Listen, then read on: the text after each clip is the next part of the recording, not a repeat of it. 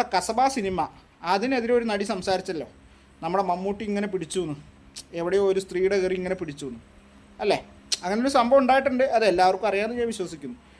ഈ സ്ത്രീ, അതായത് ഈ നടി തന്നെ വേറെ പല സിനിമകളിലും ലിപ് ലോക്ക് രംഗങ്ങളിലൊക്കെ അഭിനയിച്ചിട്ടുണ്ട്. അപ്പോൾ ഈ പുരുഷൻ ചെയ്താൽ തെറ്റ്, ഒരു സ്ത്രീയുടെ മടിക്കുത്ത് കയറി, ഇപ്പോൾ ഈ സ്ത്രീ ലിപ് ലോക്ക് ചെയ്യുമ്പോൾ പ്രശ്നമില്ല.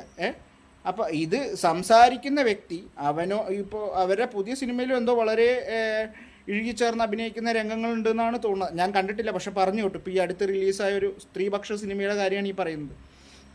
അപ്പോൾ ഈ പറഞ്ഞ ലോജിക്ക് എനിക്ക് മനസ്സിലാവുന്നില്ല.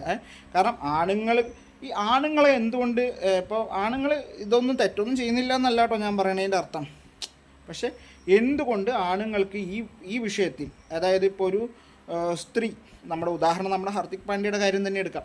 ഹർദിക് പാണ്ഡ്യ ഡൈവേഴ്സ് ആയപ്പോൾ അവൻ്റെ 70% സ്വത്തും ഭാര്യ